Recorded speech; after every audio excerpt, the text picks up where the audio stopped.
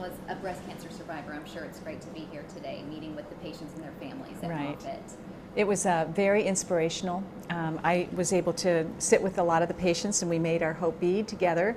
I got a chance to go around the room and talk to the women that were cancer survivors, breast cancer survivors, and they loved the Moffitt Cancer Center. It was really extraordinary how lucky you are to have a cancer center of this caliber in this part of Florida. Definitely. And now let's talk about your husband's campaign. He got a bump in the polls after his very strong debate performance in the first debate. How has the momentum changed on the campaign trail? You can feel it. It was interesting. Even I just came from New York, as you know, I hosted GMA, and so I was really shocked by how many New Yorkers came up to me and said, I was voting for Obama, I've changed my vote. And I was surprised that people actually went out of their way to tell me that, and that there's so many people that are saying that to me. So I think it had a huge impact. For me, I was really grateful that there was a chance to see him in an unfiltered way, where there were no negative ads, and there was just him talking to the American people. And I think the thing that came across, at least the way I was sitting and the way it felt to me, is that people got to see him how I see him. He's a person that's competent above anything else. He's really been successful in everything he's done in his life. He understands the economy, he understands job creation, but also he's caring. And that's what came through for me, is that he cares about some of the, so many. They're not numbers to us anymore, because we've been on the trail and we've seen the faces of these millions of Americans that are unemployed right now, and we've heard them, and they're not numbers to us anymore. And I think that's what came through, is that this is real, and this is America hurting right now, and we have some solutions and answers.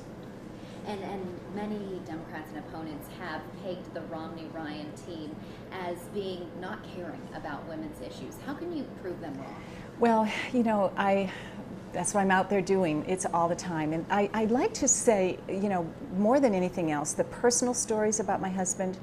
For instance, you know, the story of David Oporowski, who was the 14-year-old cancer patient that my husband knew when, you know, we were young marrieds ourselves, and Mitt would visit this boy every single month. He was a 14-year-old boy.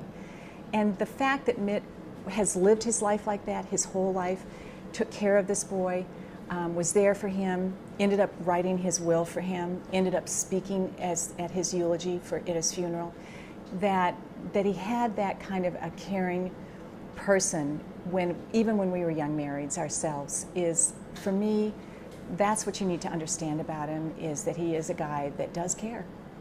And what do you think is the most important issue for women voters in this election? Well, I've heard it, and it's been interesting, because I was on the campaign trail 4 years ago. Very different what women were talking about 4 years ago and what they're talking about now.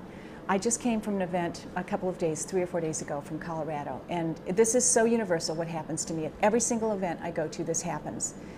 A woman comes up, and with this look in her face, like, help.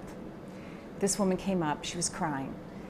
She had a baby in her arms, and she said, my husband has lost his job, and we don't know what to do. We just lost our home. Can you help? And it was this sense of urgency that I find everywhere we go, at every event we go. Women are coming to me and telling me they're afraid, that even if their husband still is employed, they're afraid. And there's this uncertainty out there, and this is going to be an economic election. There are millions of people that are really suffering, and to me, they're not numbers anymore. They're real people with real problems. We're in a key battleground state, Florida. What does Mr. Romney need to do to win Florida?